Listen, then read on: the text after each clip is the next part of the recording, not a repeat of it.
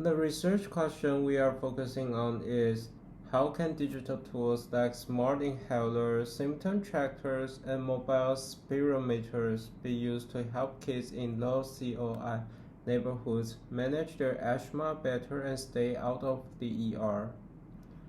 We chose this question because we already know that children living in low opportunity neighborhoods face much higher risk when it comes to asthma, not just in terms of how common it is, but how severe the outcome can be. The data shows that Black children, for example, have significantly higher asthma prevalence and are much more likely to end up in the emergency room. What makes this question important is that it pushes us beyond just describing the problem. It asks what we can actually do about it, especially using technology that already exists but hasn't been widely implemented in underserved communities. There is a growing number of tools, such as mobile spirometers and smart inhalers, that can monitor symptoms, log medication use, and even trigger alerts when something is wrong. But they are often designed without the reality of low source settings in mind. By exploring how we might bring these tools into homes, schools, or community health settings in low COI areas, we are looking for practical, scalable ways to reduce preventable emergency visits and improve everyday asthma management. It also ties in with our team's interest in digital interventions and community-based health equity. So this question is really about turning insights into action. Hi, my name is Claire. In this slide, I want to highlight some of the key disparities that shape asthma outcomes in children, especially those living in low COI or low childhood opportunity index neighborhoods. First, we know from recent studies that children in low COI areas are significantly more likely to visit the emergency room for asthma attacks. This is driven by a combination of environmental risk, such as poor housing conditions and indoor air pollution, and a lack of access to consistent and preventive care. These disparities are even more stark when we look at racial and economic breakdowns. African American children have an asthma prevalence of 12.5% compared to just 7.7% among white children. And the mortality rate for Black children with asthma is 8 times higher. That's not due to biology, it's due to inequities in care, environment, and access. We also know that children in low COI neighborhoods are much less likely to have an asthma action plan, which is critical for managing their condition and preventing severe attacks. So the disparities we are seeing here are not just medical, they're systemic and preventable. So now that we've talked about the health disparities, I want to share some examples of what's actually being done to help. First, on the community side, there are programs that support families right in their homes. These focus on things like reducing asthma triggers, so stuff like mold, smoke, or even cockroaches. Families get help from community health workers, and it really works. One program saw a 79% drop in hospital visit after just a year, which is amazing. Then on the school side, programs like SAMPRO make sure that students with asthma have a plan in place while they're at school. That means school nurses, teachers, and staff are trained and ready to help. Other programs focus on things like improving air qualities in classrooms or teaching kids how to manage their asthma. The big idea is that for students who don't always have an access to a doctor, school and community centers can play a huge role in keeping them healthy. The Childhood Opportunity Index, or COI, is one way to measure the place-based social determinants of health that impact pediatric populations. It is calculated using 44 indicators that are divided into 3 domains: education, health and environment, and social and economic. Scores of the COI range from 1 to 100, with 100 being the best, and they are calculated at a census tract resolution.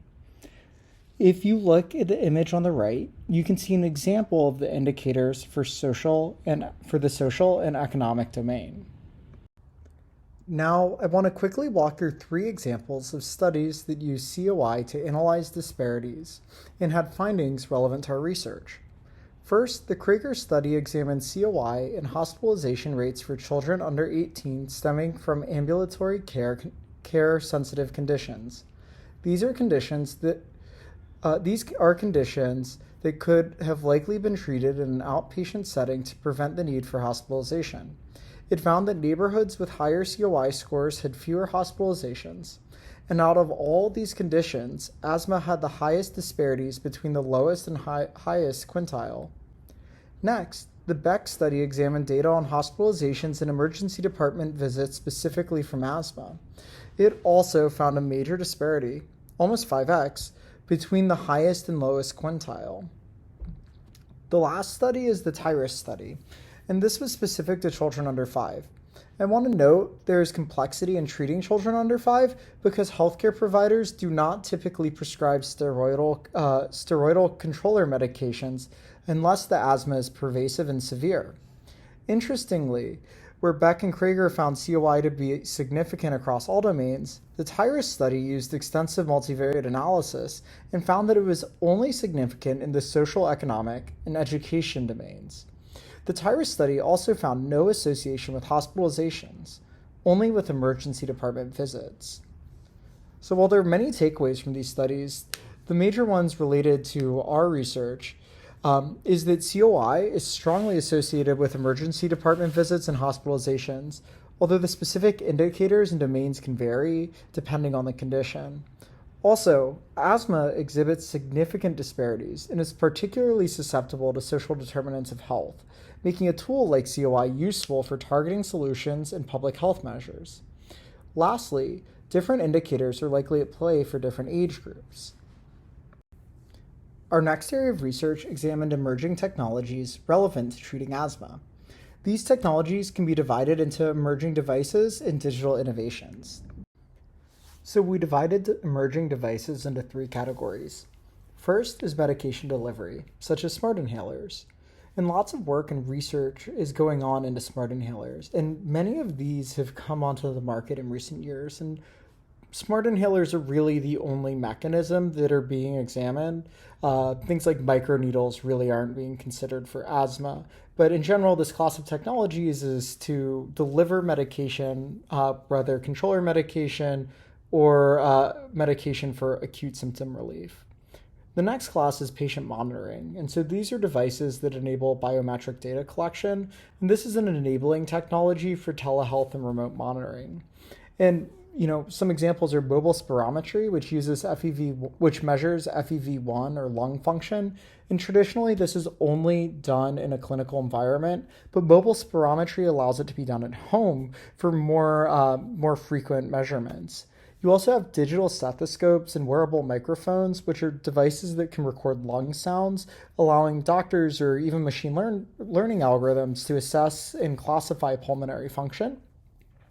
And the next group here are pulse oximeters or other integrated biometric sensors, and they provide vitals monitoring capabilities and are able to measure things like heart rate, oxygen saturation, and respiration rate. And the last class of technologies are in environmental sensing. And so traditionally environmental sensing has looked at the outdoor environment, not the indoor environment. But many new technologies have emerged recently for miniaturized cloud-enabled electrochemical sensors that allow everyday people to integrate air quality sensing into their daily lives. And while these aren't yet ubiquitous, since the COVID-19 pandemic, there's been a growing interest in research in this field and how they can be applied. I also just want to note that I've selected pictures for this slide that illustrate real products that have been developed in each of these areas. The next class is digital innovations, which we have divided into 3 groups. First is digital asthma self-management. These are typically smartphone apps that enable users to log symptoms, set up reminders, and track medication usage. Second is telehealth and remote monitoring. These innovations can be mobile or desktop-based, but focus on enabling virtual care and reducing the need to make in-person visits to clinical settings. The last group are autonomous diagnostics. These machine learning innovations sit at the intersection of medicine and computer science. This is a growing research area that shows significant potential to improve access to care. And on this slide, I've chosen to picture screenshots from Asthma Tool, a digital asthma self-management capability that emerged from a research collaboration between Apple, Anthem, and UC Irvine. Next, we wanted to look at the research into digital health interventions in asthma at a broad level. We reviewed 5 well-cited literature reviews analyzing the effectiveness of digital health technologies at improving health outcomes for asthma patients. Outcomes were measured in a variety of ways, but the studies consistently measured medication adherence and asthma control, or the number of exacerbations experienced in a time period. Most studies also included emergency department visits, but that was more difficult to measure because it requires a larger sample size. 2 of these reviews were pediatric specific, and one was actually an analysis of smart inhalers done by the National Health Service when assessing whether or not to adopt them for common clinical practice. I also reviewed 10 other studies that used different emerging technologies for asthma treatment and identified numerous companies and apps and devices that are being developed in this space. So, what did we learn? Well, for the general population, digital health interventions improve medication adherence, but there is really mixed and weak evidence that it actually improves clinical outcomes. Now, if we look at the at-risk and low SES populations, digital health interventions showed significant improvements in medication adherence and clinical outcomes. Additionally, solutions that were integrated and offered more features, so, apps and smart inhalers plus telehealth, were much more effective and had higher adherence by the patients. Another finding was that short-term gains are easy, but long-term behavior change is hard, and many of the improvements in adherence would taper off over time. And I also want to end by acknowledging limitations of these studies. So many of the studies were limited by their sample sizes, follow-up period, and analysis techniques that left them open to potential bias. So to sum it up, digital health interventions are particularly beneficial to at-risk, underserved populations.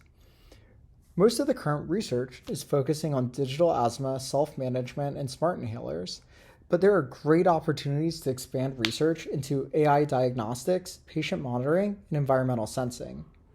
And lastly, there are many useful design insights, from such as integrated solutions being more effective. Automated reminders and medication tracking are popular with patients. Age-appropriate design is really important when dealing with pediatrics. And providers can get overwhelmed with all the patient monitoring data, so you need AI to help make it useful. Our first interview was with Rob Puglisi, the director of the Health Design Lab at Jefferson and an emergency medicine pharmacist. Rob helped us break down the problem space into 3 areas: diagnosis, chronic management, and acute symptoms. Each of these areas has unique problems and could be addressed by a different solution. He also helped us appreciate the numerous barriers a patient must overcome to receive treatment. It often takes multiple visits and requires many steps. Our second interview was with Dr. Ho, an emergency medicine doctor at Children's National. Dr. Ho pointed out that there are many preventable emergency department visits from children with uncontrolled asthma because hospitals act as a safety net. He helped us appreciate the difficulty many children and their parents face engaging with a pediatrician and obtaining their controller medications. He also highlighted significant opportunities in making it easier to get medication to children and also in making it easier for them to engage with their doctors without needing a physical visit. Our research and interviews led us to several key design requirements. The need for just-in-time alerts was one of the most critical insights from Dr. Ho. Families with low health literacy struggle to know when a situation is severe. He suggested that an app recognizing abnormal patterns and providing actionable next steps would help. Our literature review noted that providers can get overwhelmed by raw data, so a system that surfaces concise insights, especially with the help of AI, can enable quick decisions. The need for a simple interface is especially important for digital health equity. Dr. Ho explained how families are worried about getting food on the kitchen table, working long hours, and so have low digital health literacy. He made it clear that any digital intervention needs to lower the burden for families as opposed to adding extra steps. The goal is to make managing asthma easier. Dr. Ho explained that a pediatrician's key opportunity is to remotely monitor their patients to prevent flare-ups. It was imperative that our design improves conversation between the patient and the doctor. Requiring data sharing and communication would allow doctors to make more effective and personalized treatment adjustments based on concrete data. The requirement of medication reminders is a direct response to the practical barriers families face. Dr. Ho noted that kids end up in the ER because they run out of meds, parents didn't have time to pick them up, or kids forgot. He suggested a tool that would alert families when they are almost out of an inhaler. Our literature review confirms that showing automated reminders is a popular and effective feature in digital health apps. Dr. Ho stressed that clinical decisions currently rely on what families can remember, which is often incomplete. Our literature review supports this, finding that integrated solutions are more effective and that automated tracking is popular with patients. Objective medication usage tracking ensures objective data replaces subjective memory. One design idea that was considered but ultimately not chosen was a telehealth kiosk for schools. It's a kiosk installed in the nurse's office dedicated to asthma check-ins. A child feeling symptoms could go to the nurse to facilitate a video call with their pediatrician or specialist. The kiosk would have a digital stethoscope and a spirometer to capture real-time data during the call. Strengths of this idea include leveraging the school as a key touch point for children, ensuring that a healthcare professional is present to assist the child and report symptoms accurately, and reducing the need for parents to take time off work for routine doctor visits. Weaknesses include limited accessibility in that this intervention only works when school is in session, while asthma flare-ups can happen at any moment. This idea doesn't address home management, which is important in tackling the core problem of controller medication adherence and managing environmental triggers at home. While this idea highlights the school's role, it doesn't provide continuous and objective monitoring that Dr. Ho identified as a key opportunity. Another design idea that was not chosen was a gamified medication adherence app. In it, the child can earn points or some other kind of reward for logging when they take their controller medication. The child can level up in-game as the child maintains their medication schedule. The intention is to build the habit of taking controller medication. Strengths of this idea include making the routine of taking medicine fun, addressing the issue of children forgetting to take their medication. The app is also cheaper to develop for compared to something requiring hardware. Weaknesses include the dependence on self-reporting. Since it doesn't track medication usage objectively, children could falsely log usage, potentially providing doctors with inaccurate data for decision making. This idea also risks being too childish, as our literature review suggested that older kids might lose interest. And since the app doesn't track rescue inhaler use, which is a critical indicator of poor asthma control, it misses the opportunity to track triggers or provide just-in-time alerts. This incomplete capture of data would not provide doctors with a clear picture of the patient's health. While this idea tackles adherence engagingly, it lacks objective data tracking and just-in-time alerts that are crucial for preventing ER visits. It's also not an integrated solution, which our literature review found to have better results. The chosen design for our prototype is an integrated digital health intervention that is composed of a smart inhaler and a connected mobile app. The smart inhaler would sync the date and time of each puff to the app automatically, while the app would provide reminders, communication with the patient's healthcare team, and improve health literacy. The app would intelligently alert patients of when to take their medications and when to request a refill. For example, it could alert users that they used their rescue inhaler too many times for the day and that their asthma action plan suggests it's time to call their doctors, while providing a button that makes the call. It could alert patients that they have a certain amount of days of their controller medication left, while providing a button that lets them request a refill from their pharmacy. The app can walk a parent through their child's action plan, asking simple questions that guide them to the correct action. After rescue inhaler use is detected, the app sends a push notification that asks what the patient was doing with selectable options like exercising around the bed or other, etc., capturing objective data on asthma triggers. A web portal for physicians would be available to view their patients' medication usage patterns and log triggers to help them make informed decisions for their patients. This design was chosen because it's an integrated solution that addresses the design requirements It automates data collection, which Dr. Ho emphasized is critical for data-informed decisions. It provides just-in-time alerts and a digitized action plan to help families with low health literacy navigate care. These simple reminders lower cognitive load on overworked families. It provides an opportunity to close gaps between patients, families, and physicians through the sharing of data. Let's walk through a scenario in which this tool can be used with a storyboard following an 8-year-old boy with asthma who lives in a low COI neighborhood named Jack. Jack often forgets his controller medication, and his mom works long hours and struggles to know when his symptoms are serious enough for the ER. A reminder pops up on his mom's phone. Jack takes his controller med. The app logs it, meeting the need for medication reminders. After school, Jack is playing in the park and needs his rescue inhaler. The puff gets automatically logged. The app sends a simple prompt to ask why he used it, helping to track his triggers. Jack is still coughing, so he uses his inhaler a few more times. Now an alert appears just in time, using his doctor's action plan to give clear advice. He gets worse and needs another puff. The alert then urges a call with his doctor. This helps a parent avoid the ER when a call to the doctor is the right next step. At his next appointment, the doctor pulls up a report from the tool's dashboard. This meets our requirement to see clear patterns of rescue inhaler use and triggers, as well as empowering doctors with objective data. We think this integrated design has potential to help families manage asthma and avoid preventable emergency room visits.